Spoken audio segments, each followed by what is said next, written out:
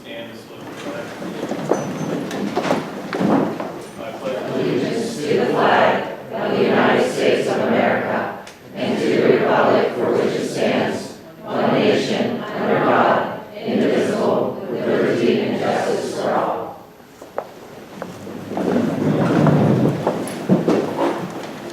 Mrs. Olszewski, please call roll. Mrs. Kozar. Here. Mr. Laser.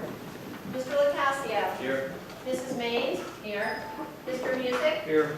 Mr. Obarto. Here. Mr. Palmer. Here. Dr. Zorch. Here. Mr. Hauser.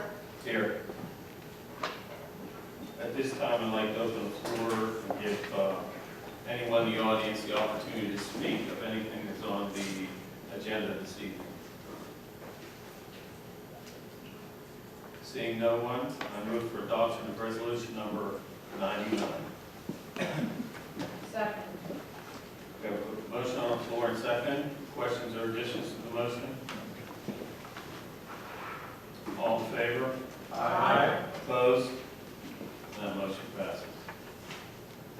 Solicitors report, Mr. Nathan. No report. Legislative report, No Mrs. report. Frederick. No report this evening, thank you. Education and Planning, Mrs. Mays. Yes, thank you. We welcome the students this evening, Chloe and Adam, for their report.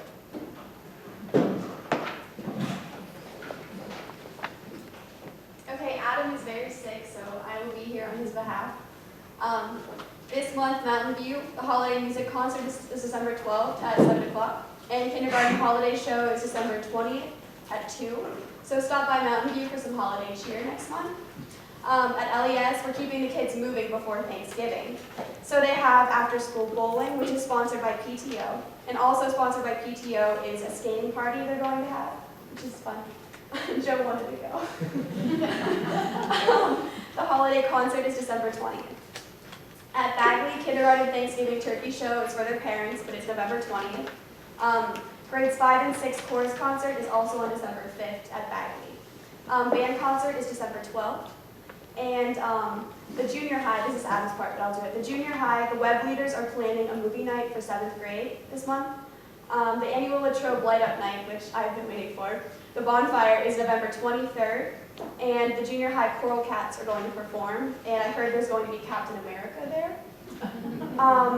Mini golf opportunity at Adams Memorial Library is a good way that our kids are giving back to the community because the proceeds from that go to benefit the library.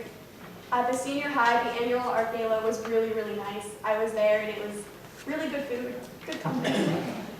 It was pretty, it was nice. And SAT testing also was this month at the senior high on November 3rd, and they're about to get their scores back, so good luck to all the seniors that took it. Parent-teacher conferences were earlier this month, and All in the Timing was our fall play this year, and it was a comedy. It was last weekend, Friday and Saturday, and I heard it was really funny. I didn't get the opportunity, but I heard it was really a lot of talent, which is really cool. FAFSA has a completion evening in the senior high, and there's a PHEA meeting on the same night, November 19th at 7 o'clock, and a choral band holiday concert for the senior high, Thursday, December 13th at 7 p.m. Thanks. Thank you, Chloe. Next is the enrollment report. It was attached for your perusal. Any comment on that, Mr. Fernstone? Any questions for Mr. Fernstone on that? Okay, we move on. We'll welcome Mr. Craywick, Mr. Mays, and Mr. Engel for a secondary presentation.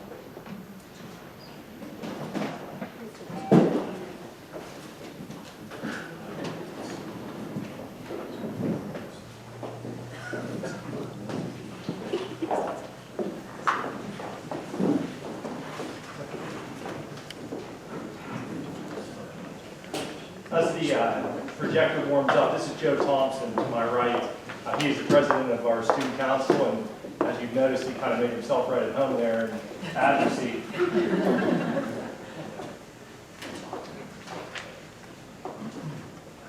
Okay, good evening. Tonight we have several teachers in the audience and several students who are going to help us highlight some of the changes that we've made at the senior high in the past year, and also talk about some of the great things that are happening in our building. Bring the center of the slide by the Twitter emblem.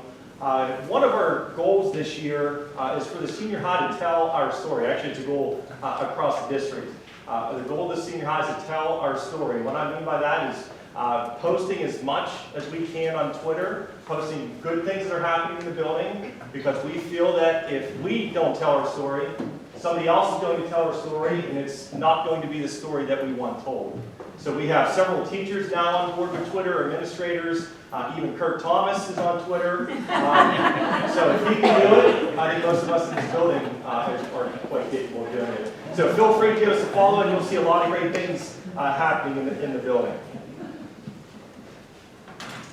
Last Friday, during in-service, we had a chance to work with our teachers, senior high teachers, on our vision. And so basically our teacher leaders took a group of teachers, they broke off into smaller groups. We all came back, each group shared what their vision would be, and we kind of morphed a couple different visions into this one.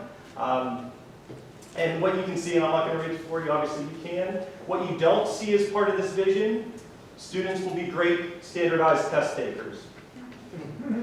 We feel it is more important to prepare students for life after high school by teaching skills that employers will be looking for, and not teaching rote memorization and preparing students to be proficient on a standardized test. Now, before we flip, I just want to highlight right here, this one of the pictures. This is our Paint the Plow contest for PennDOT. Several of our art students painted this plow in the month of September and early October. The voting just happened, and we tied for first place with GAW. And the picture doesn't do it justice. I know there was an article in the Tribune Review. If you have a chance, check it out. But it was a phenomenal job by our students, and they tied for first. The picture on the right are our young engineer students launching rockets down at Rotary Field. The skills we feel most important to teach, and skills that a standardized test cannot measure, and these are the top 10 skills, and I know it's in small font there, but these are the top 10 skills employers are looking for in 2020. And if you look at the top 3, complex problem solving, critical thinking, creativity, that is our focus at the senior high school. And this is a quote that we really like, and you can take a second and read it. And as you're reading it, if you think about from when a kid is young, and I'm talking 4 or 5 years old, we tell them when and where to eat, when to sleep, when to go to the bathroom, where to sit, where to stand, how to walk and talk. School and sports and activities are extremely structured for students. So we found last year, we wanted to come up with something to prepare students for life after high school. So it's important to give students unstructured time where they have to make choices and decisions. We wanted to give them some autonomy and freedom and time to socialize and work together. And last year we presented our new schedule, our senior high bell schedule, to you. And this is after we spent many days touring the state of Pennsylvania looking at different bell schedules across the state. If you look at it, just as a reminder, this is a 4-day cycle. Our sets rotate, so you don't always have the same set during the same period time slot. 2 sets drop each day, so instead of having 8 periods a day like in the past, students now only have to focus on 6 classes. But by doing that, our periods became longer, and one reason we wanted longer class periods is for project-based learning. And one benefit that we've heard a lot of positives about, juniors and seniors who are in good standing, and what I mean by good standing, grades, discipline, and attendance, they are allowed to leave early and come in late when their free set rotates to either first or last period. I talked about unstructured time, and our goal was to give students more unstructured time to make decisions and to prioritize, and that's why we came up with and went with Lunch and Learn.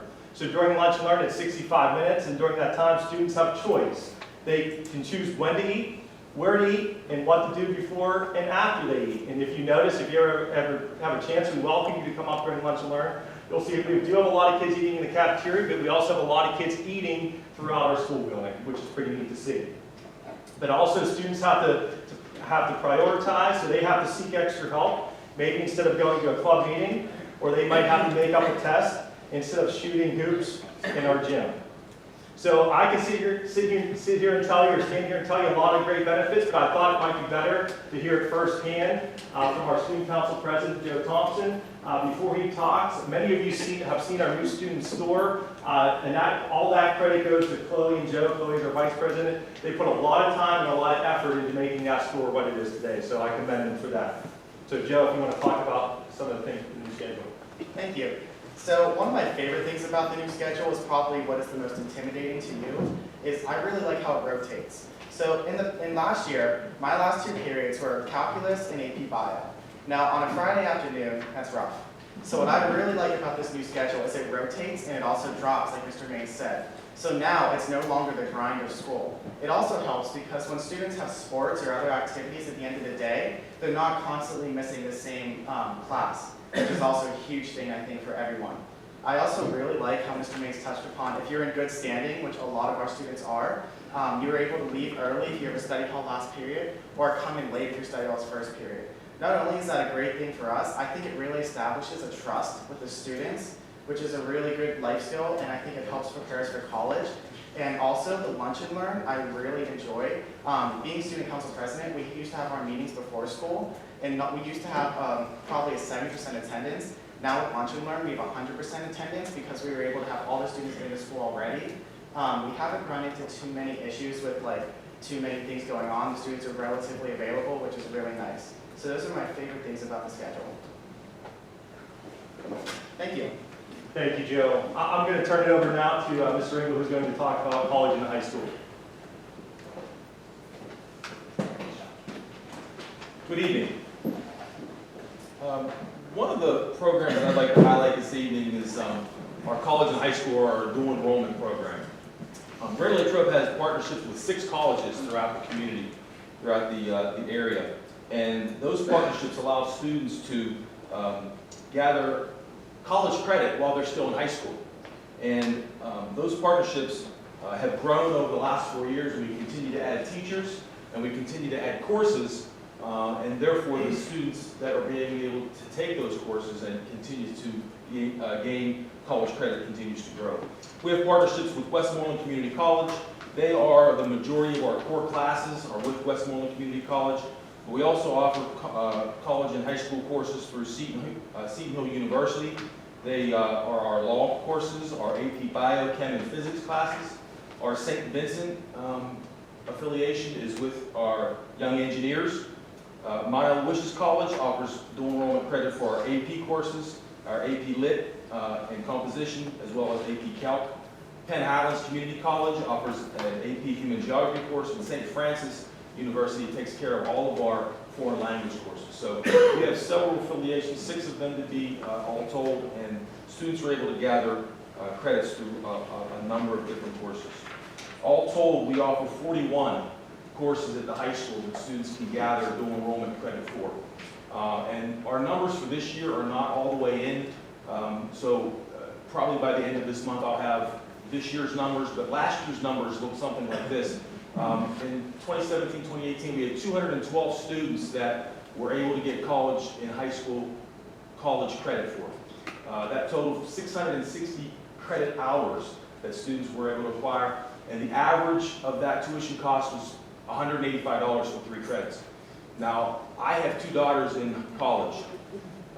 They are not paying $185 for college credit. It is significantly higher, and I just looked the other day. It's kind of hard to see, I highlighted it, but it's dark there. I looked up the other day, a 3-credit class at Indiana University of Pennsylvania is $1,370. Our students are saving significantly, parents are figuring that out, and students are signing up for those courses. Significant savings. One of the best things also is that through our Greater Latrobe Partners in Education Foundation, we offer tuition assistance for those students who may be a little bit less fortunate and maybe a little bit hesitant to sign up for a course because they may not be able to afford it. Our Greater Latrobe Partners in Education Foundation provides tuition for those students as well. So we have tremendous numbers of students that are signing up for it, and we have had in the past students that have graduated with upwards of 20 credits going into their freshman year of college. And they're entering their freshman year of college as a second semester freshman instead of a first semester freshman. Students are graduating on time, which is hard to do. because they have these dual enrollment credits. Some students are even graduating early. And if you think about the effects of that, graduating early allows them not only to get into the workforce sooner, but they have one less year of paying tuition. So dual enrollment really doing a real nice job at Greater Latrobe. I'm going to turn it over to Mr. Crediton, who's going to introduce to you David Ann, who is taking advantage of this process. Good evening. Making the most of your opportunities.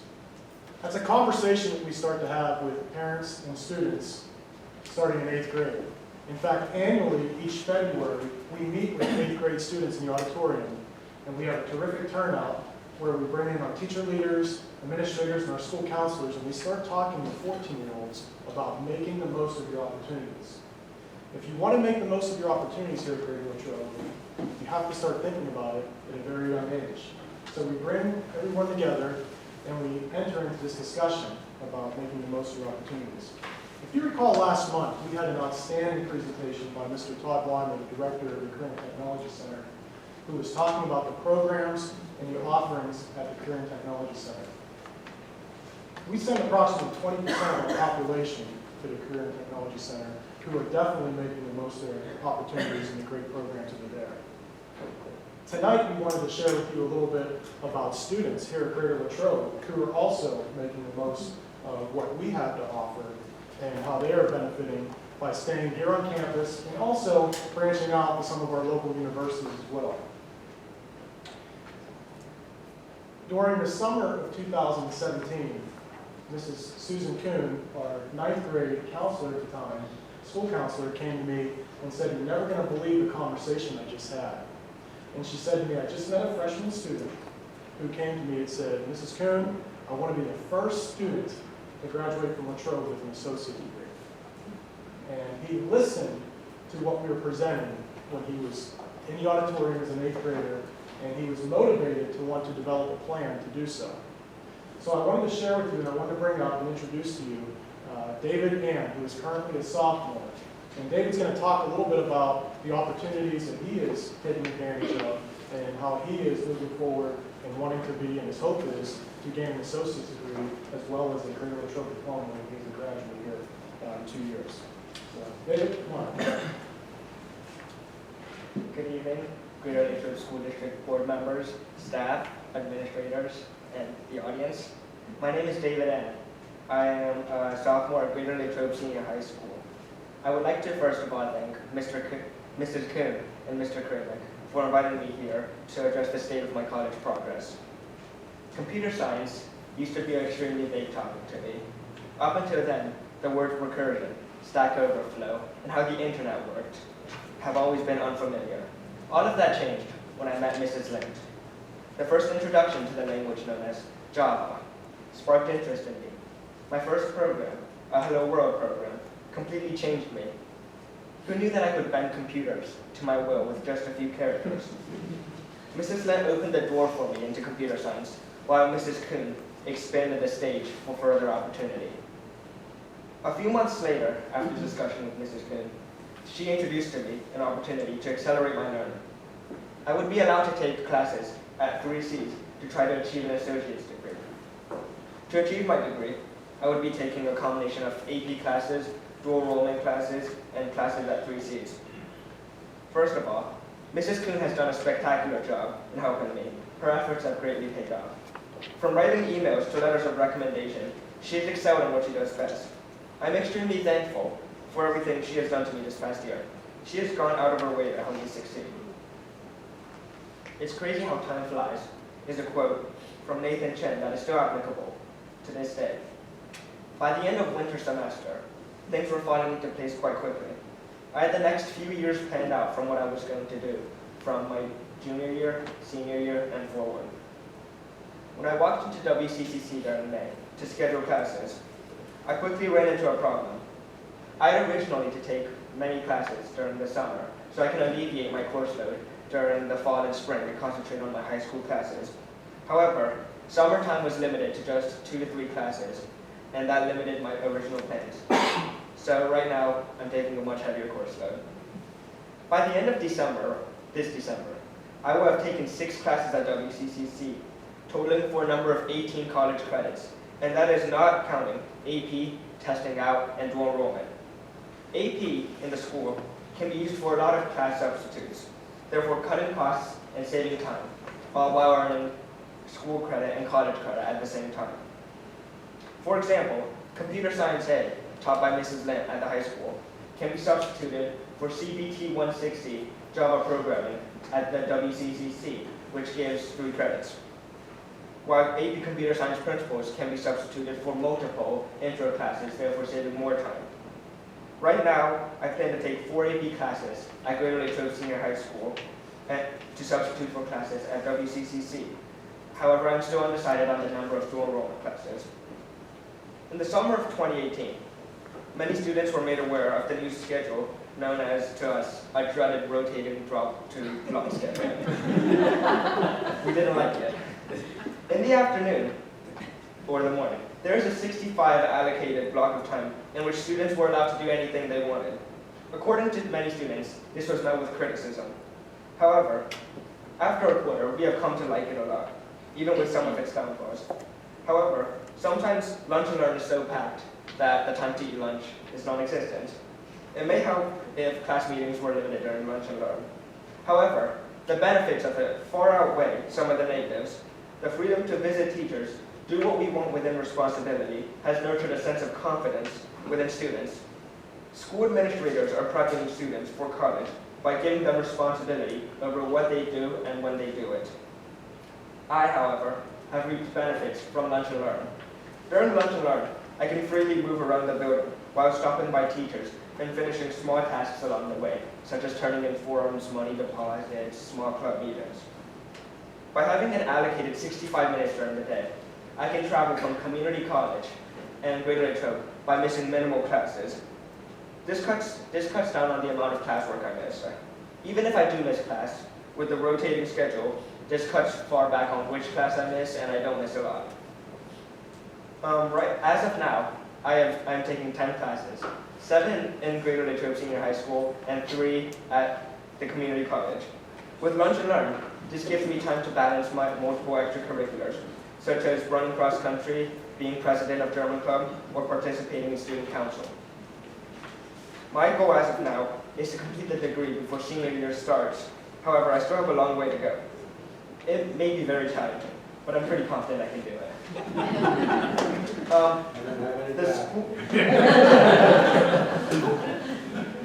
The school administrative staff has been extremely accommodating to my needs. From this scenario, the school system has proven itself to be extremely flexible, and I believe to do the same for any other student who has a similar desire. The school encourages students to pursue their dreams this way and is willing to accommodate and support each student with its limitless resources. They want to make every student unique and fulfill their dreams. I feel extremely lucky to be with a set of teachers who are extremely supportive. I would especially like to thank the school for providing the endless colorful memories to a bland experience we call high school. Thank you.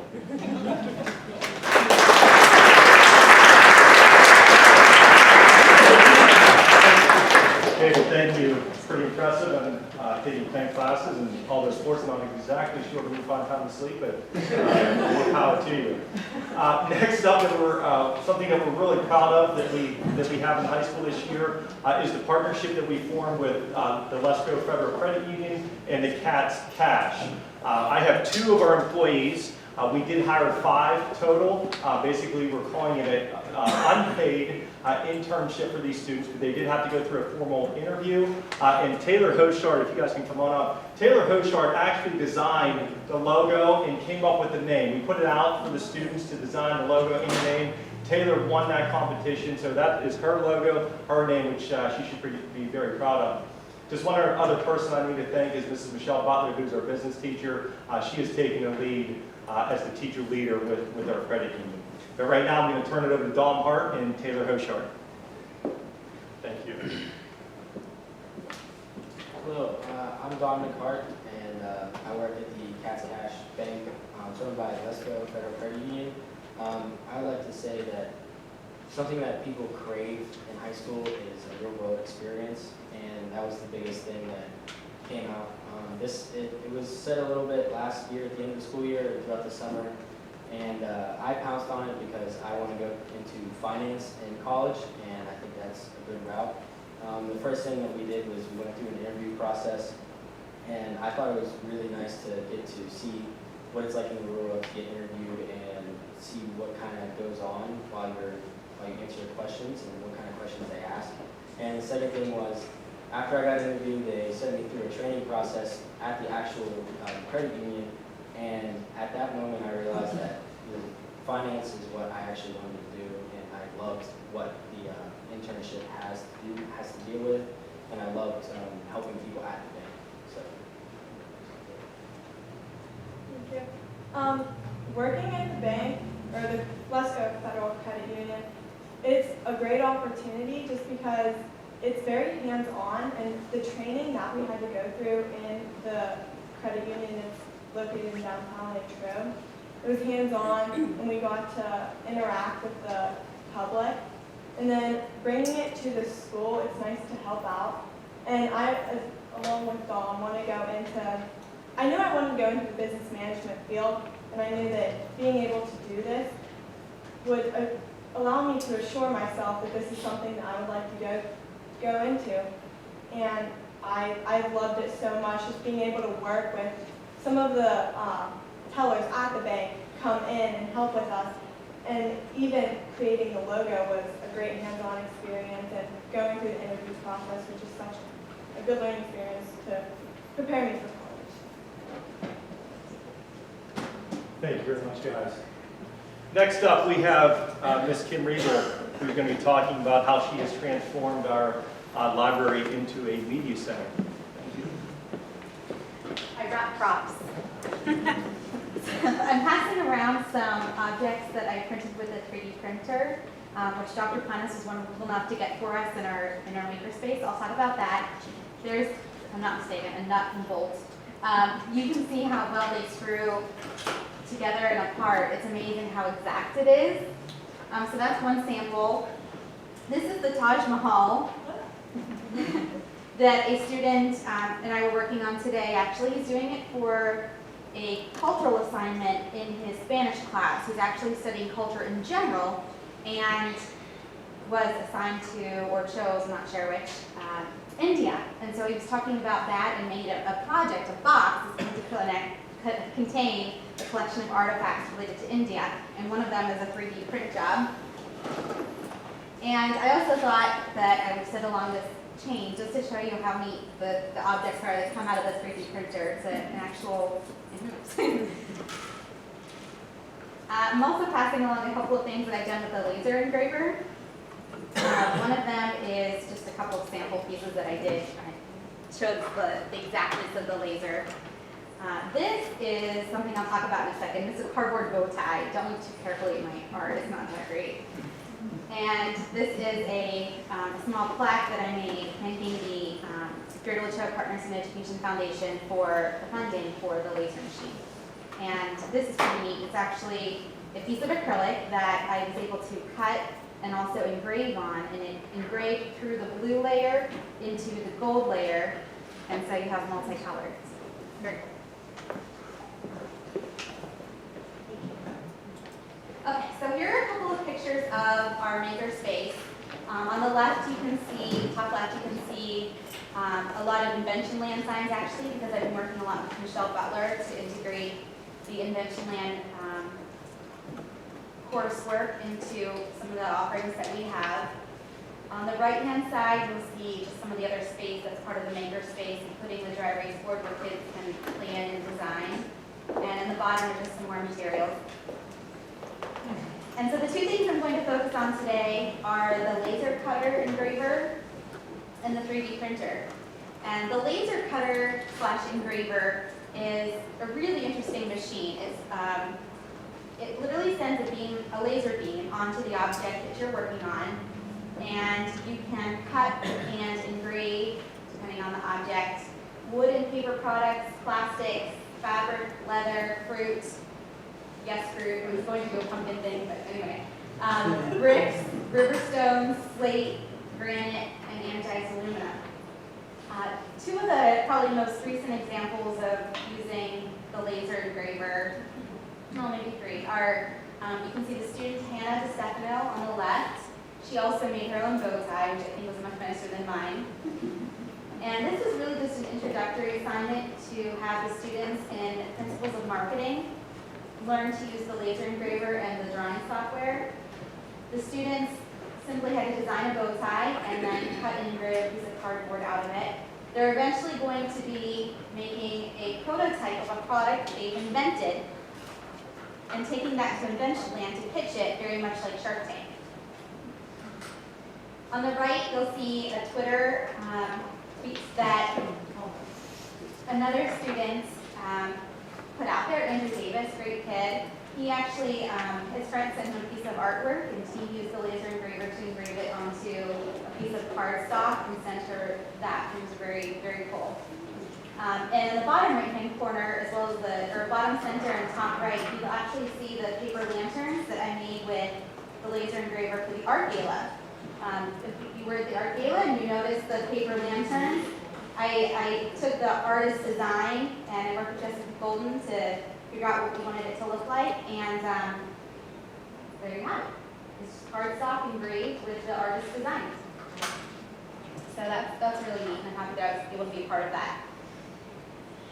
The 3D printer, as I mentioned, oh, actually I wanted to say one of the things, some other projects that have come through the laser. A student a couple days ago came after school with a journal that she was going to give her mom for her birthday, and she had designed an image that she wanted to laser engrave on the front of it.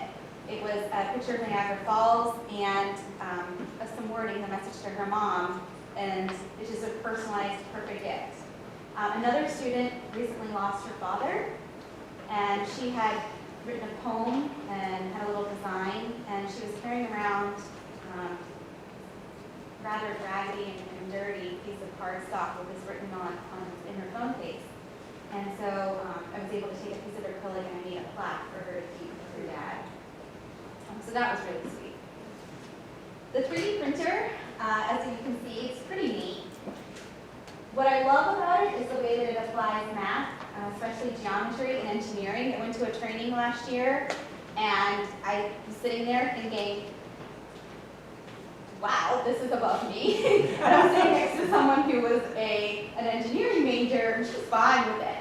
So I've gotten my feet wet, and actually there are a lot of really friendly websites and sources, even for the youngest children, to start learning these really advanced skills so that you're not 30-something and sitting in a class and going, oh my God, how do I do all these lines and angles and things? We're also working even with learning support students. Some of our learning support teachers would like to print manipulatives for the students to use, including for one of our lowest students, letters that he can use to put together his name, because he's practicing that. You'll see the Taj Mahal there, but I also would like to be working with the art classes. I know that that's something they're going to be working on in their future, perhaps with some jewelry design and some other neat things we have going on. So a lot of really good opportunities in both areas. It's both machines tying into history as well, possibly making some dog tags on the laser engraver after the students do some research about different people who were involved in battles and wars. So, any questions for me?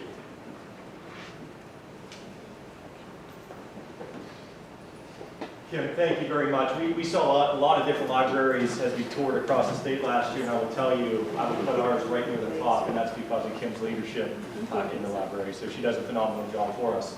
Another leader in her field is Wendy Lint. You heard David Ann talk about Wendy. She's kind of transformed our coding program for us, and I give her all the credit for that. She is constantly forming and networking with people from Carnegie Mellon and others across the state, and she does a lot of this on her own time. So I'd like to turn it over to Wendy to talk about her coding program. Thank you. Good evening. So in 2014, the board approved the Introduction to Computer Programming course here at the high school. And at that time, we only had the AP Computer computer science using Java. So we only have one computer science course, and I really wanted to introduce something so that more students could be involved and learn the benefits behind coding. So we joined with Carnegie Mellon and used a program that they have called Alice. And it's a programming platform that utilizes the drag and drop environment with 3D graphics. And it worked really well, and it was very successful. The only downfall we had is it had to be downloaded on computers, and you know what happens there. Sometimes it's slow. So I was always open to some new possible improvements in the course itself. So in 2017, Carnegie Mellon reached out to computer science teachers in high schools throughout the Pittsburgh area and asked any of us if we would like to join in on a pilot program that they had for their new academy. And the first course they were doing for the academy was an introduction to programming course using Python. Now Python, if you don't know, is a very popular programming language, and it's growing quickly. It's used quite a bit in industry and also in colleges and universities. So I thought it would be really relevant for our students to be able to learn that language along with Java if they were to take the AP course also. So I jumped on board 2017 during the summer and the fall. They worked with the teachers. There were 13 of us from the greater Pittsburgh area and one high school that was in Rwanda. And we were all helping to build the pilot program with CMU's professors and their grad students. So we actually are using graphics as the basis for introduction, which is really great for the students who learn visually. You're able to see their successes right away, they're able to see their errors, and it's helpful for them to be able to work through the concepts. So I have a short little video from the professors themselves that developed the course.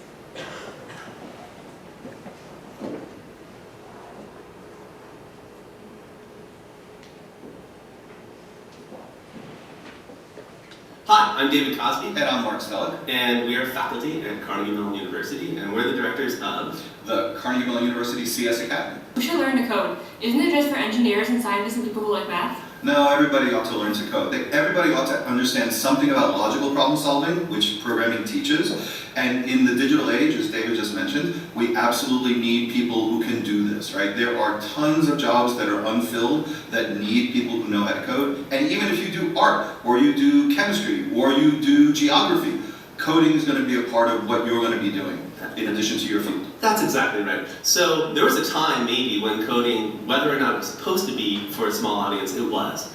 Those days are long gone. So now, for instance, at Carnegie Mellon, we teach an introductory course to 1,000 students a year, and only 5% of those students are CS majors, or computer science majors. You have art, and music, and history, and architecture, and everything else you can imagine, because those students can use coding and go back to what they do in their home discipline and do it better. Coding really is for everyone. Yep. Okay, that sounds really interesting.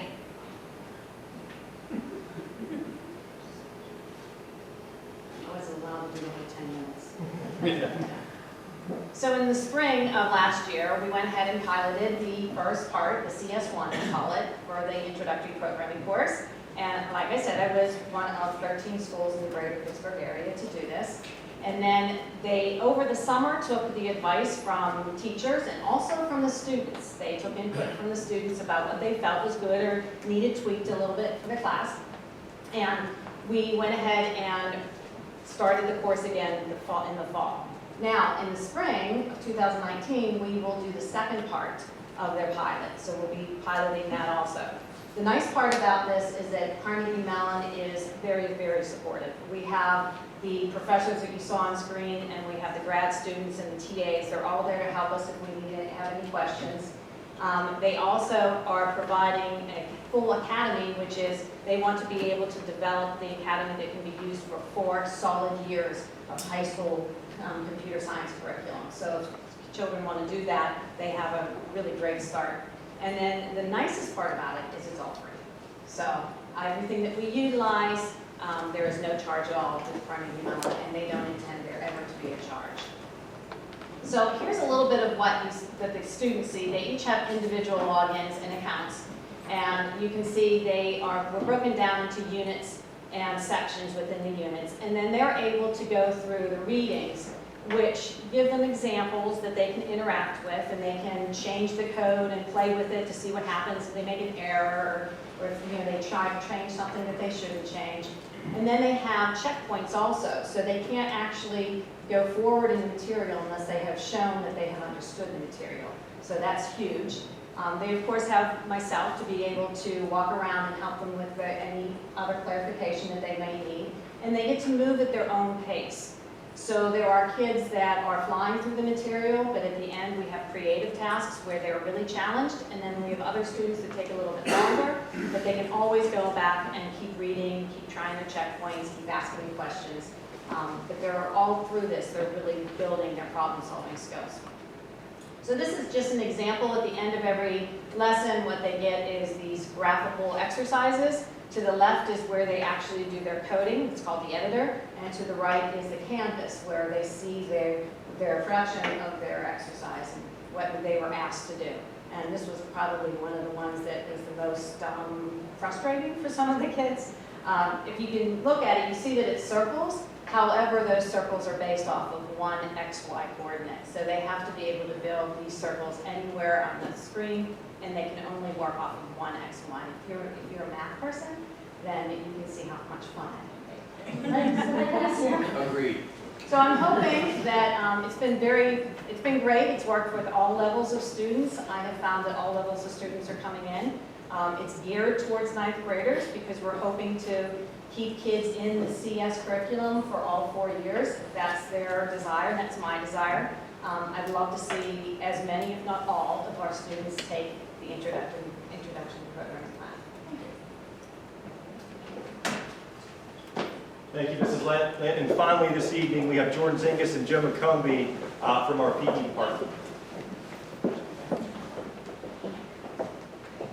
Good evening, everyone. Jordan Zingas, Senior High Phys Ed, Joe McCombie, and we also have a former student, Aiden Dury, with us. As Mr. McCombie clicks through all of the slides, you'll kind of see that she's in almost every picture. That's why I asked her to kind of come in. She's been through all the trips. Before I talk about those, they're just going to kind of keep flipping through. I want to touch quickly on the schedule change this year and how it's positively affected Phys Ed. We weren't really sure what to expect from it. We kind of refigured how we were doing things this year. And the kids have really liked it, we really like it. We're able to spend a little bit more time on the details in the units. That makes for more enjoyable gameplay, units, etc. So we have a lot less kids sitting out. We have a lot more kids participating, and not only just participating, but more quality participation. More kids moving longer, which in Phys Ed is always a good thing. You know, all of the smart stuff that they're talking about back here is great, but if you're not active and you're not healthy, then you won't be around much longer to do that. So, plug for Phys Ed. Keep us around, we like our guts. It wasn't good to come after computers. Right, they're the smart ones, we're the fun ones. So what Phys Ed looks like now is the kids vote on units. We present them with 3 units. We think, we talk together, we have a lot more collaboration, which is another really positive thing about the schedule this year and how Phys Ed lines up. Shout out real quick to Mr. Locasio for letting us actually go on Real Rocks. I'm not sure if I was on his good side or what happened that year, but that was an awesome experience. I was afraid she was going to say I was trying to do that. No, but so we give them 3 choices. They pick their unit, they're in it for 12 days, and then they re-pick. We have about 5 different units that we're flipping through. So the pictures that you're flipping through, shifting gears here, there's some of the more kind of continuing Phys Ed programs we'd like to offer. Some of them are field trips. Right now you're looking at a picture of the backyard brawl that we do with dairy area students. They come over for the day, we put them through the ringer, we think of like a high intensity functional movement workout. They partner up, they do it, they try to see who can do it the fastest. They do a bench press competition, they do a tug of war competition at the end of the day. It's really inspiring to see how well they cheer each other on and just how much excitement they can have during the day.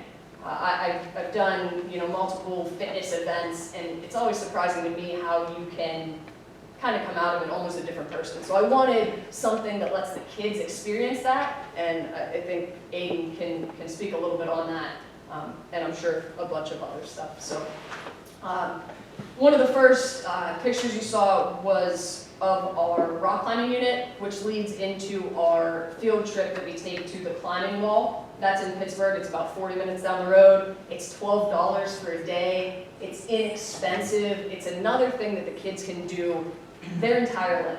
Okay? There's people of all age ranges. When you go to the climbing wall, we rent it out for a couple hours. The kids experience it. They have a blast. So we do the rock climbing in class. We go to the climbing wall. We once went to a 30-foot cliff and did it in nature. And Mr. McCombie's going to talk a little bit about another avenue we do for the kids, which is the bike trips. We take the kids to Ohio Pile as well as Pittsburgh for a bike trip, and I'm a huge promoter of bikes just for the fact that I grew up on bikes, and most of you probably did too. And you drive through developments and neighborhoods nowadays and you don't see kids on bikes. We take kids to Ohio Pile, there's old people, young people, grandparents, grandkids, all on bikes, enjoying their time. And then we go to Pittsburgh and you see people actually riding to work on bikes, which is another avenue that hopefully a lot of our kids will get the opportunity to do. A lot of our kids that go to college, I recommend take a bike. You don't have to pay to park. You can park right outside your class. Rain or shine, you can get there on a bike. And so we've been able to take a lot of these trips, and the kids have enjoyed them, rain or shine. I think our best trip was to Ohio Pile. It poured down rain. We got back, the sun came out, and the guy at the bike shop was hosing off bikes and kids and everybody else because we were covered in mud. And again, we had a blast. The kids enjoyed it, I enjoy it, and hopefully that's a lifetime activity that they can enjoy for truly a lifetime. Hi, my name is Aiden Yuri. I was a student at Latrobe last spring. About 3 years ago, I had body image issues, and it got to the point where I would skip meals and exercise any point of the day that I could. And whenever I hit 10th grade, I met an inspiring teacher who introduced me to personal fitness, and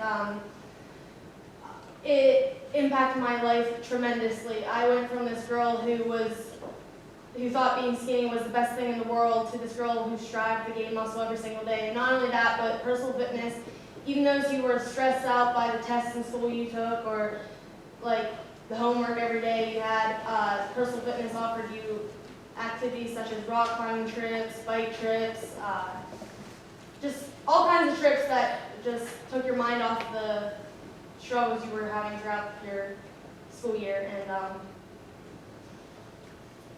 some of my favorite activities were like the backyard brawl, which you are seeing right now. It involves people. It doesn't matter how strong or weak you are, anybody can participate in it. It's just a fun activity for everybody to participate in, and just a fun competition between two people. And yeah, thank you. Work on confidence in public speaking too. I'm going fine. But that's, we wanted to show off some of the fun things the phys ed department has been doing. We've been doing these the past backyard brawls 3 years, the rest of the field trips 6 or 7 years, and we keep having continued support. So Starting with Steve continues with these guys back here. So we appreciate it, the students appreciate it. Like Aiden said, it's a nice break in their day too. Sometimes I advertise like, hey, you don't have to be in class, but the kids like it. So thank you. Thank you.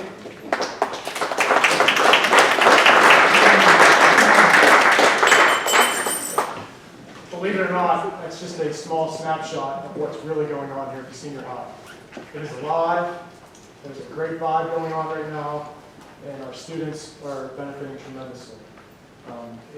I am humbled and honored to be here tonight presenting to you, as I speak for Mr. Maines and Mr. Engel as well, to be here presenting this to you tonight. So thank you very much for your attention. Any questions for anyone? I'd just like to thank everybody who came out tonight. I thought it was tremendous and amazing. Great stuff. Really good night. Great job, our I hope the reporters covered all. It's impressive. Just just a special thanks, as you said, Mrs. Davis, to our students and to our teachers for being here tonight. Thank you very much. Thank you.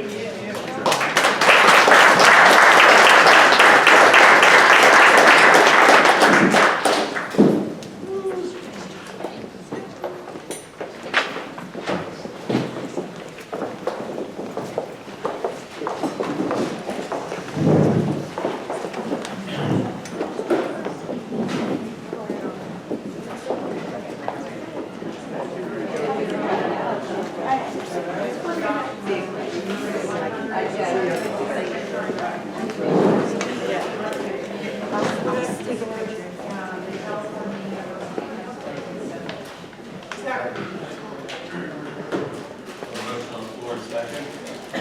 Questions or comments on the motion? All in favor? Aye. Opposed? And that motion passes. I move for adoption of resolution number 101 to approve the Bayada loan operator and Second.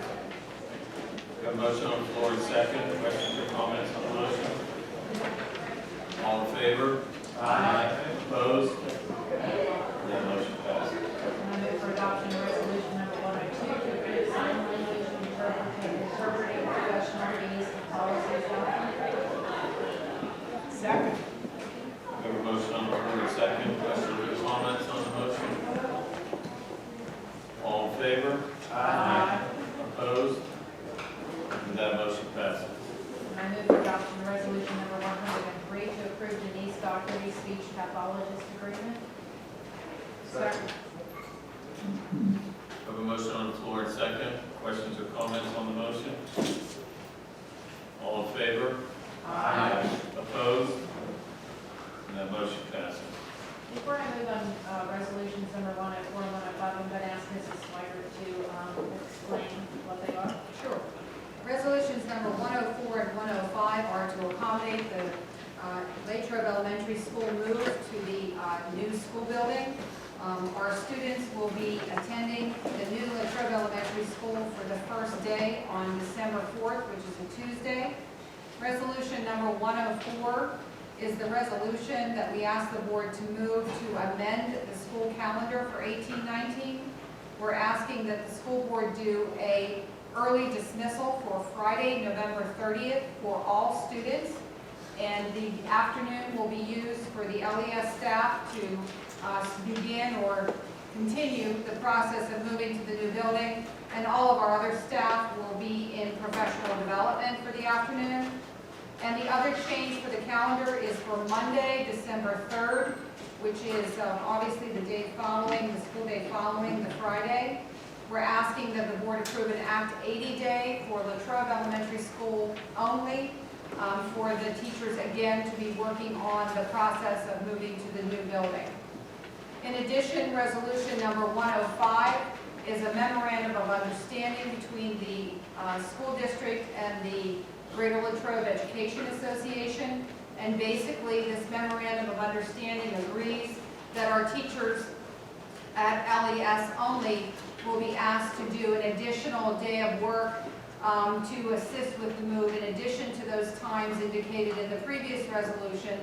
And they will be given an additional personal day for the teacher to be taking before the end of the 18-19 school year. So basically, there's 3 different things here, 2 resolutions. One amends the calendar for an early dismissal for November 30th. The other is an Act 80 day for LES only, which obviously means that our students at LES would not be in school on December 3rd. And resolution number 105, again, is a memorandum of understanding with the GLEA, which gives the agreement that our LES teachers would get an additional personal day for the additional work that they are going to have to do in order to move to the new building.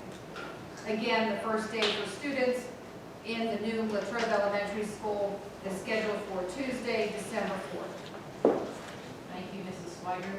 I then move for adoption of resolutions number 104 and 105. Second. A motion on the floor and second. Questions or comments on the motion? All in favor? Aye. Opposed? And that motion passes. Okay, thank you.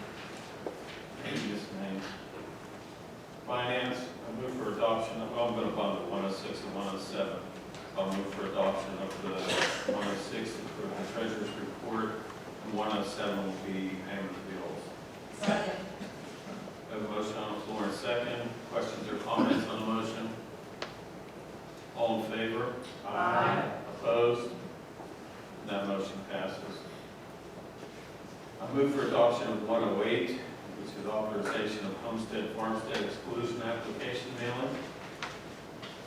Second. A motion on the floor and second. Questions or comments on the motion? All in favor? Aye. Opposed? None motion passes. I move for adoption of Resolution 109 as approval of grants and donations. I have a motion on the floor and second. Questions or comments? Just for a second here, I'd like Dan to explain, is there some sizable grants? Yeah. Yep, we're very fortunate. We're once again receiving the United Way grant. That's normally it's $2,000, but it comes with 2 separate payments. This is the first payment of $1,000. It's for the school readiness and the transition plan to introduce our kindergartens to the Greater Latrobe School District and sort of brings them into the fold. So we're grateful for that grant. We're also receiving from the Pennsylvania Department of Education. We're lucky enough to receive a $20,000 grant for a 2018-19 Safe School Targeted Program grant that we will be using. I don't know if Mrs. Glodish, if you want to elaborate on how those funds are going to be used. Sure. It's $20,000 that will fund our liaison between the Greater Latrobe School District and Westmoreland Case Management and Supports WICSE, which is in Greensburg. And the liaison between the district and WICSE will help our student assistance programs. We have programs at all 5 schools that are called student assistance programs that help any students who are facing barriers to education. So we're very fortunate. We were one of, there was only a handful of schools. Parenthesis 3. There were 3. Yeah, so we're very fortunate, very grateful for that. And then the final one is we also, through the Pennsylvania Department of Education and Division of Food and Nutrition, Mrs. Jillian Malloy was awarded 2 separate grants, one at the junior high and one at the senior high. Combined, they total $8,100. They're for the school breakfast program mini grant. She was able to purchase carts to help distribute food with those funds. So, Thanks, Dan. We have a motion on the floor and second. Questions or comments? All in favor? Aye. Opposed? And that motion passes. The next Finance Committee meeting will be Tuesday, December 4th at 5 p.m. here at the Senior High School Library. And facilities and operations, we have a presentation from George and Hank on the LES.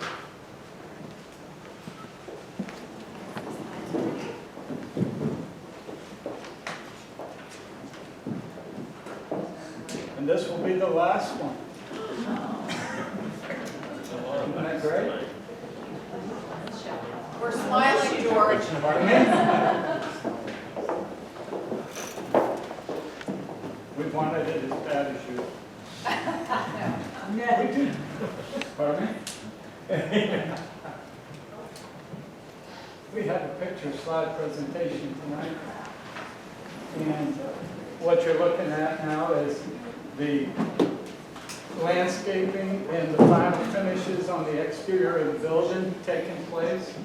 We're a few days away from having some grass seed sprayed out in a hydro seed. We have a special mix that should pop right back up in the spring with some additional work by the landscape. But as you can see now, we have all of our asphalt in. We are trees planted all around the place. And it's really coming together now as far as the outside of the building. Next, please. Oh, Hank, that's your job. Falling down on the job. There's the view shot. Yes, ma'am. That's the main administration entrance to the school. And the student parent drop-off.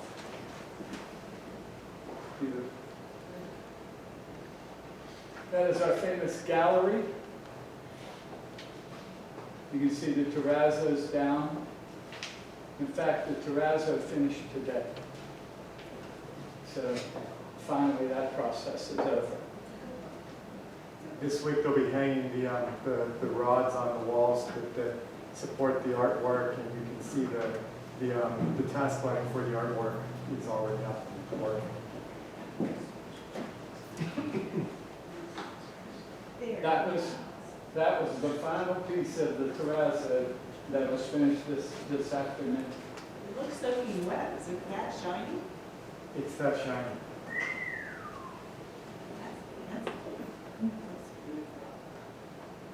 Beautiful. That's where the kids will come in. The doors to the right are the cafeteria. That's their version of the room we're all sitting in right now, the CESC. And the doors to the back there lead to one of the outdoor classroom boardroom areas. Yeah. There is that courtyard, once you get beyond those doors. What's planted in the center? Pardon me? What's planted in the center of the plant? They're magnolia trees. There's more plantings that go in there. They're a nice magnolia tree that will eventually grow, and they'll grow together and create a nice canopy. And those large lights that are in there will eventually light the other side of this canopy. All the planters are set at a level that work also as a bench for seating. Our gymnasium.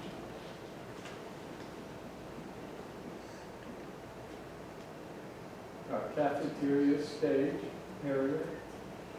And the fancy intricacies on the ceiling are also work for the acoustics. They allow the sound to go over the trap and not allow a lot of echo in the space.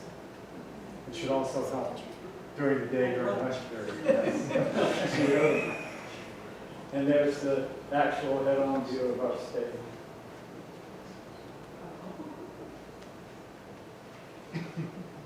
The classroom wings coming along. And these are the ELA's extended learning areas outside the classrooms. Very little work still needs to be done in these areas. In fact, the only thing that really needs to be done in here is clean, the final clean.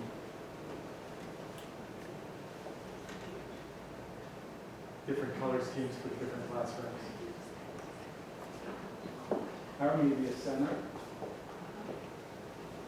And Another one with all the intricacies in the ceiling. It's a little hard to see in this picture, but when you're in the space, it's pretty interesting.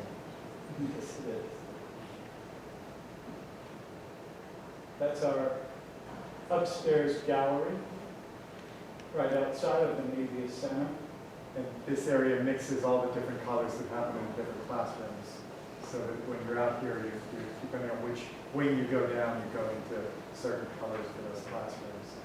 And the benches in the glass to the left show into the spaces that we talked about with the science area, the media center, the STEM space, all those spaces. So students walking by can see what's happening in those spaces and hopefully get interested in the work that's going on.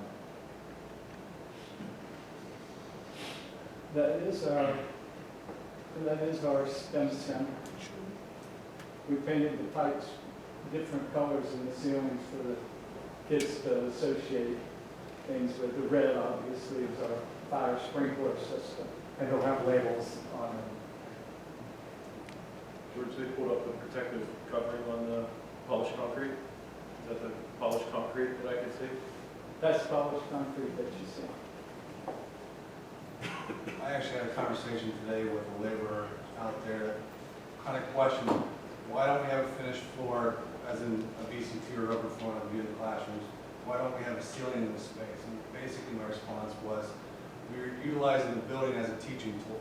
So students can physically see the roof structure, can see the columns, the beams, see how concrete has been laid and poured, how it can be polished, and how that, even though it is a building structure, it can be used as a finished material as well. And that was, definitely in correspondence with Hank's design during the design process, and how we can make a STEM space different and incorporate the building as a teaching tool and not just a place to learn about STEM. A lot of us are old enough to have seen the Adam West Batman TV shows. And remember the Batcave, the way everything was labeled? There's a lot of that in here, where you label the different pieces. For those of you who are young, hopefully you wouldn't like It's funny. Look up my roots. It isn't bad cake. The next back slide, please. Art classroom. Another use of the polished floor, just concrete. And those are cases. Yep, these areas along here, it's the same type of thing. They're display cases, but they're open into the art room and to the corridor. So as you're going through, you can not only look at the things being displayed, you can look through that into the art room to see what's happening in the art room. And he came up with one of the neatest shelving designs that I've seen in a long time for the shelving that goes in those spaces, so that you can actually make something in there and put it into a glass enclosure, and it's incredible. It's going to look great. Another view of it. Music room, band room. I'm sorry. And the acoustic, I think we talked about this last week. The acoustic panels look like piano keys. What was the best part of that one? Was the band lockers, the instrument lockers. Oh, yeah. That piano was cool. I don't think we do, right? That happens right past outside the picture here. It was cool. There's the lockers for all the different instruments. So the students can get them on their way in and put them back on their way out. We use that as a cultural deterrent of any kind. Yeah, starting in kindergarten, walk them by, not explain what they are. That's one of the exterior play areas. That's a porous paving surface. So what happens here, when this rains, the water goes straight through this pavement. So it's another way that we could reduce the amount of stormwater detention that we had to do, and also part of the green, the whole green building that we were trying to create in this area recharges the groundwater. Unfortunately, in the far corner, you can't see it real well, but the map of the United States is over there. And they're painting different colors into each one of them. Well, 4 different colors into each of the states. It's a teaching, another teaching area, not just a run and play area. Dots with numbers on them. There's our actual little play surface. That's a soft surface that was just finished over the weekend. You can fall from 6 feet on there and reduce your chance of an injury.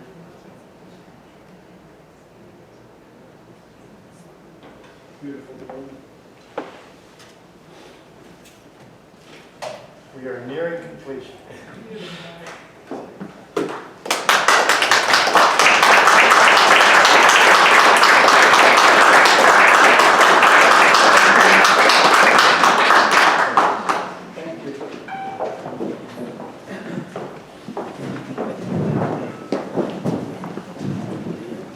Thanks for this, man.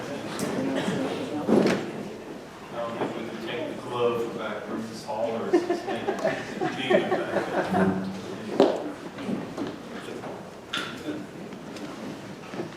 I'd like to move for adoption of resolution number 110.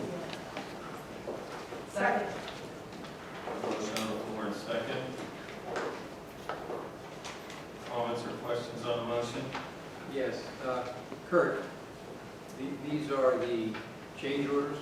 Correct. And can you give us a breakdown on all the change order totals and what % of the overall project those change orders are? Yes, as discussed at the facilities meeting, the change order number 24 is with Rabel Plumbing, who's the plumbing contractor on site, an amount of $959. That is a revision to the contract documents for some of the storm system. Change order 25 was with Pennsylvania Roofing Systems, which is our roofing contractor. This was a add to some trim pieces to one of our roof canopies of the bus entrance to divert rainwater. and an add of $2,376.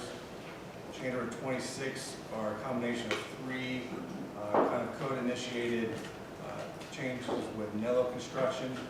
One pertains to the balcony, steel trim and guardrail, some electromagnetic door hold release hardware, and the panic revisions to the ornamental gate hardware to the outdoor learning courtyard.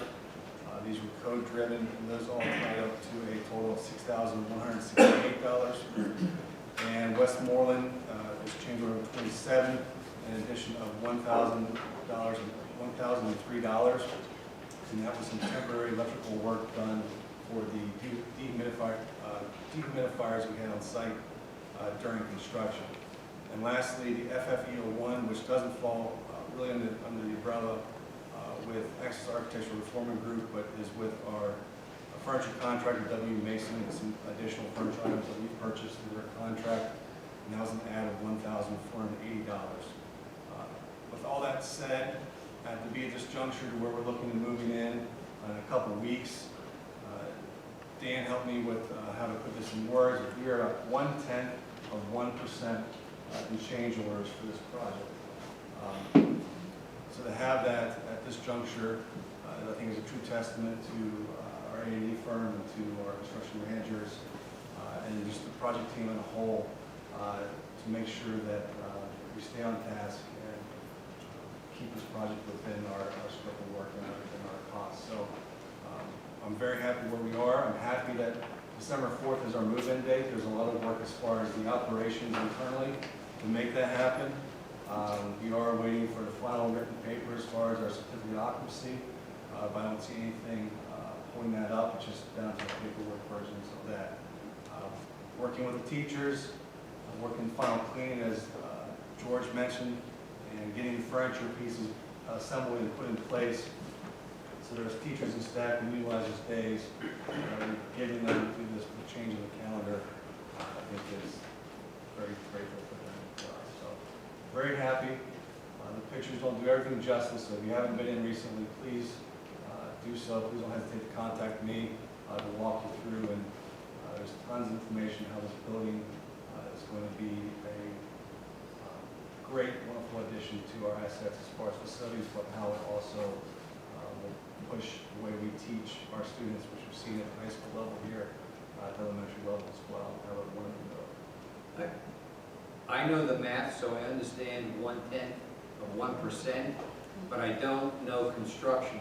What is normal for percent of change orders in a project of this nature? What would be a normal percentage that could be anticipated? And I leave that to any board members also who are in construction. What would be normal? Let him answer that. I would state that, we budgeted 2%. And that's what we budget going into a construction project because it is a public bid world. And you're dealing with the lowest responsible bidder who will do their best. And this isn't to downplay the industry, but it is, when you get into public bid work, it's difficult. And it is a contract. And contractors, Mr. Palmer, don't jump the table here, are looking for ways to increase their revenue during construction. And to have something at this low, I have not seen in quite a while. With multiple primes, we have 6 primes in this project. Because when you get to that level, there's always that place where there's a gray area or a miss of who owns it. And either I don't own it or no one owns it, it gets missed. So to have it at this level, I think is a really good thing. And to say what's normal, a good architectural firm, a good engineer firm, 1% new construction, but to have less than 1%, I think is very, very impressive. Thank you. As a school director and a member of this community, I'd like to thank you all for your vision and this beautiful piece of architecture that we have for our children in this community. What a wonderful statement for our community. What a beautiful facility. I think we're going to have a hard time keeping all the other kids from the other schools from trying to come here. It's amazing. It makes me feel very proud to be part of this community. What kind of facilities, and just from this presentation today in the high school, we have to offer the community as part of education. It's more than just facilities. I mean, that's a part of it, but it's just the whole milieu that's going on here at the school district. Thank you all so very much for your time and talents in putting this wonderful thing together for our community. Thank you. I think before we continue with this motion, one of the things that has to be said is I was on this committee from the beginning. And the amount of work that the administrators, the staff, and everybody put forth on this project is to be commended. They just put forth their best foot. They put a lot of work, a lot of meetings, should I say, a lot of meetings. And we got the building we wanted. And hopefully it'll allow our staff to move into the education levels that we're not accustomed to, and without that type of facility, and hopefully that we're able to move forward with the rest of the district. So thank you very much. Mr. Hauser, if I may add also, for those who, we're talking about numbers and they're difficult sometimes to grasp. But you said it was normal for 2%. So that would mean that for every $100 we spend, it would be $2 more. What we did was for every $100 we increased by 10 cents. That might put it in perspective. That's why we have a math guy. Actually, Mr. Maine said that to me. Also a math guy. Any other questions? Mr. Ross, if I can add too, you can kind of gloss through this presentation, but there's a lot of wonderful things at LES, and there's a long story of things within this building that will enhance the learning environment, from the technology aspects to the daylighting aspects. And even though Mr. Maines says I operate Twitter, I do try to share as much as possible these little tidbits and stories of the rationale and the meetings that we went through, the decisions we made, and how the studies have shown decisions we make back, daylighting, sustainability, the technology, and how that back the educational facility that we designed. So, there's things that may be the wow factor, but there's a rationale and truly a reason behind why things were designed the way they were. So, Thank you, Kurt. Call the Any other- motion. Call the motion. Any other questions or comments? All in favor? Aye. Opposed? That motion passes. I move for adoption of resolution number 111, and that's for awarding the bid for structural demolition at 1812 Lincoln Avenue. Second. Motion on the floor and second. Questions or comments on the motion? All in favor? Aye. Opposed?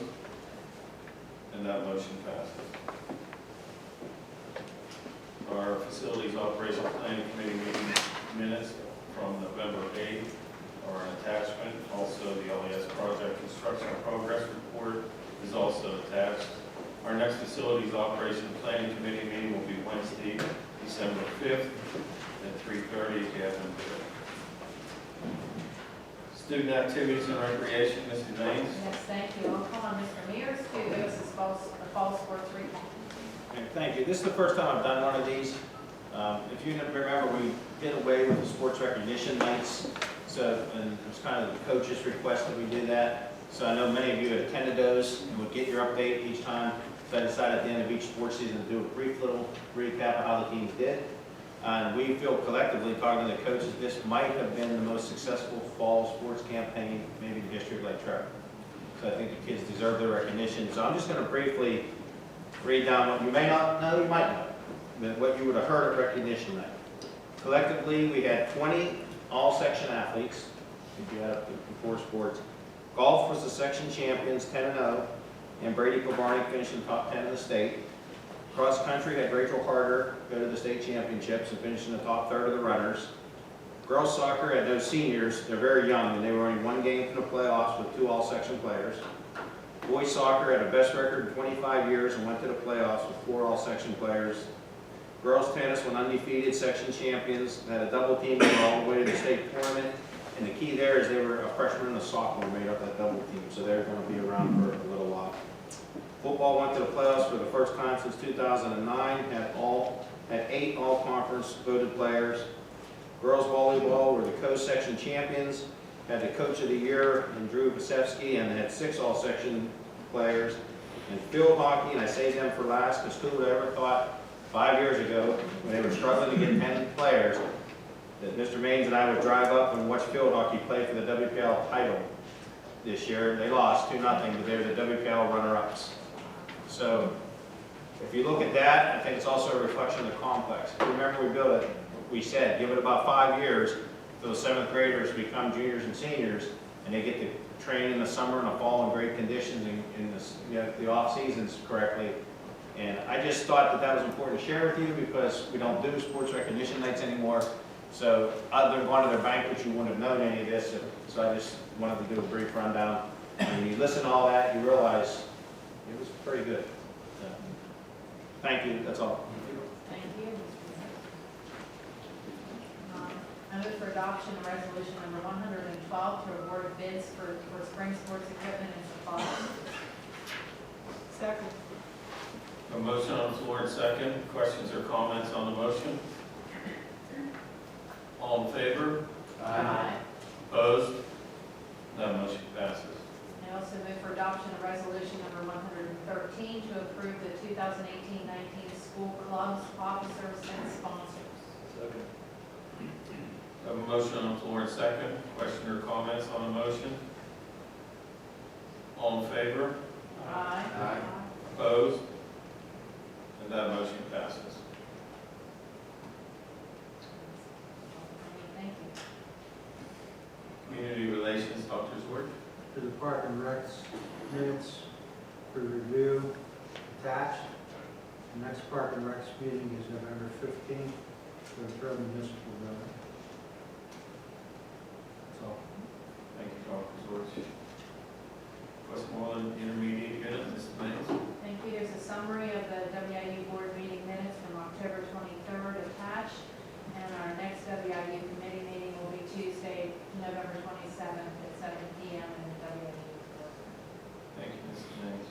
Transportation, Mr. Music. Thank you. I'll ask Mr. Mears for a PennDOT winter update.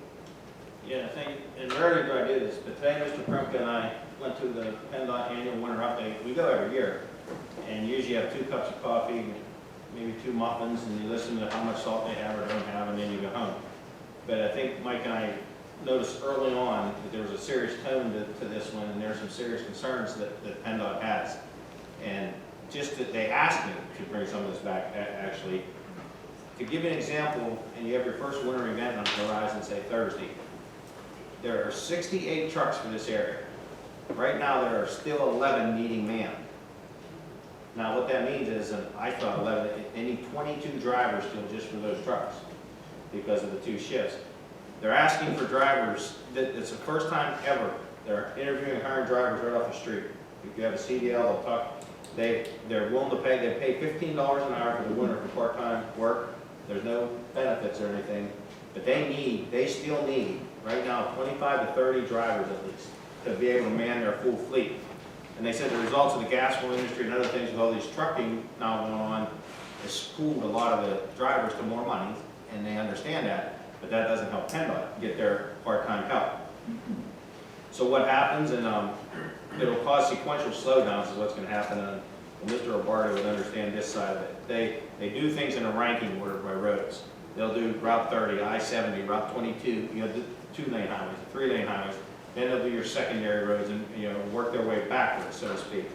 The problem is, as soon as a breakdown or a pothole breaks down, they have to send someone to the main roads. They got to, so this 68 trucks can be hammered in a big storm down to 62 or so in a hurry. So what does it mean? Honestly, we could see more delays simply because it's going to take time. You know, they just can't, they don't have the workforce they need. They said usually they get around 15 landslides. Might jump in if I'm wrong in this. Took my notes. They're up to 48 this year, and they're still working on them. The problem is while they're working on those landslides with trucks, they can't get those trucks switched over to winter mode in those crews. So they're hitting double-sided problems. And I never did, but the roads are spongier this year with all the rain, and there's no drying. They said there's gonna be a lot of instances, they've already seen, so please tell our student drivers, there's gonna be black ice and icy spots from so many spring surfacing they've never seen. They're now charting those days, that there's gonna be ice as soon as it's cold in the mornings for a long period of time. So kids are gonna see the sun out and go driving, and you're gonna hit an ice patch because they can't keep the water from running across the road. There's so much in the springs that it's surfacing out. So other than that, they said they've been running ads on TV, they went to Channel 4 News, they're doing all they can, they need drivers. They need CDL drivers, they'll interview them, talk to them, they said if we can find people, push them. And other than that, just understand that they're trying to get to the roads, but they're not gonna be fully staffed. They know they're not, so they're just telling you straight up. Mike, as far as our roads, you can help us with this. For example, White School Road, is that maintained by the state? Yes. So everything off of White School Road is taken care of by the county, but if White School Road isn't done, we're in trouble. Yes. Or by the township, rather. The township takes care of all those other side roads. White School is the state. Well, and that's So they'll be clear, but White School could be a mess. That's been my dilemma for my 10 years, or 12 years as transportation director, because it's in between two state roads, so they view it as last, so to speak, and it's a necessity. Meanwhile, all our housing plans have hundreds of cars coming down onto the road. Township does a great job, melts those plans off, and then they come onto White School Road and it's out. And so I'm scared this year it's really gonna be late in being ahead. Well, PennDOT's priority are the main roads, which is Route 30. So in a nutshell, be ready for some tough sledding, so to speak. And I don't believe it. Hey, I only have one muffin today because I was scared. This guy was pretty serious. Thanks, Mark. The transportation committee meeting minutes from October 11th are attached to the board's agenda. And I'm just going to continue on with the EWCTC Joint Operating Committee. The committee meeting minutes from October 24th are attached to the board's agenda.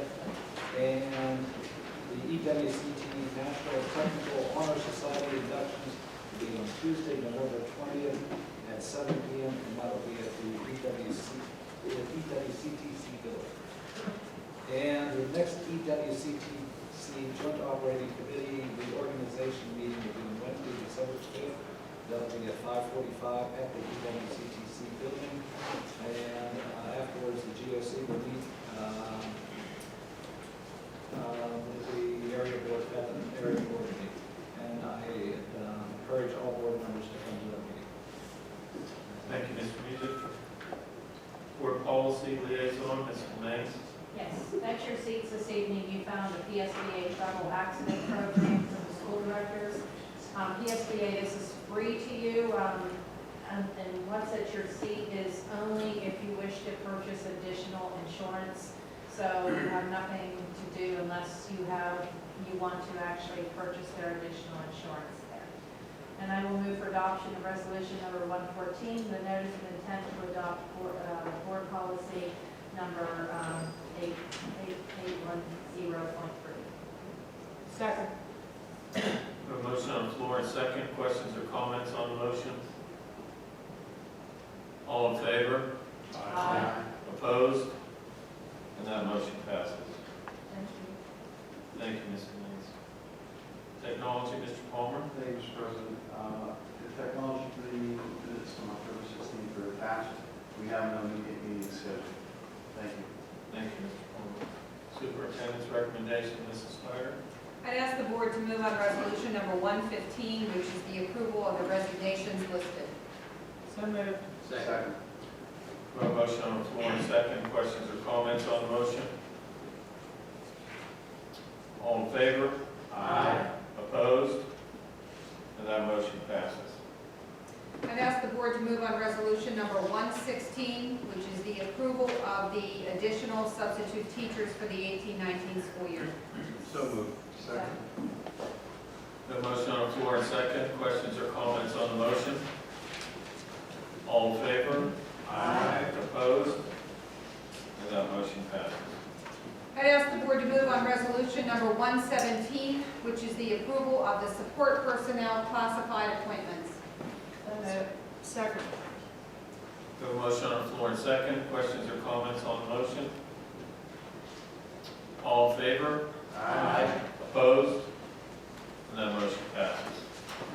And I'd ask the board to move on resolution number 118, which is the approval of a dietetic intern, Catherine Stuyvesant from IUP.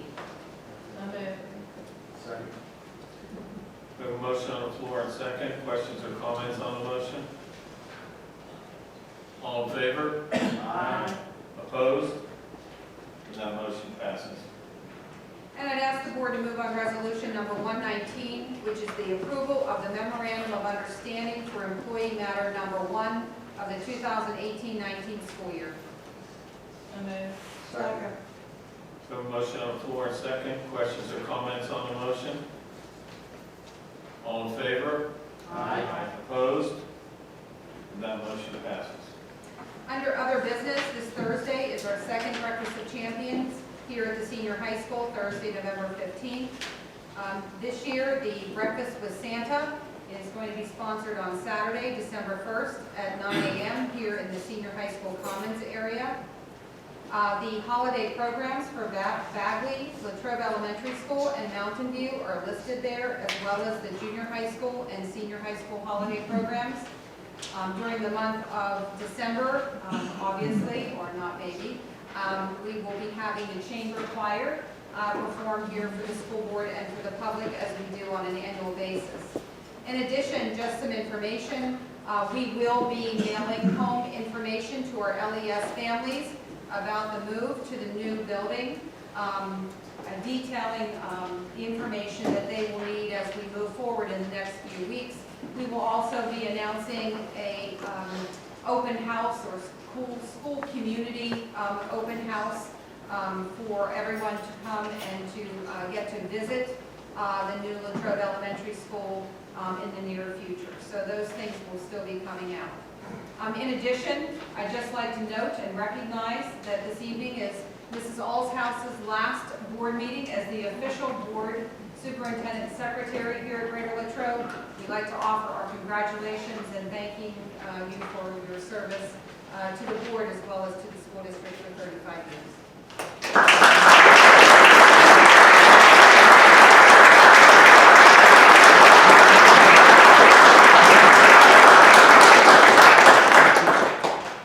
And then I will announce that our reorganization meeting in December will be held here, December 4th, the first week in December. The reorganization meeting will occur at 7 p.m. and then the regular committee of the whole meeting will occur right immediately afterward at 7:30. And then our second meeting, our regular board meeting in December, will be Tuesday, December 18th at 7:30 p.m. here in the CSC. Thank you very much. Thank you, Mrs. Swagger. At this time, we'll open the floor up to hearing of visitors. Part 2, this is where anyone in the audience may step up to the podium and speak of any concerns they have. Please state your name, address, and you have 5 minutes.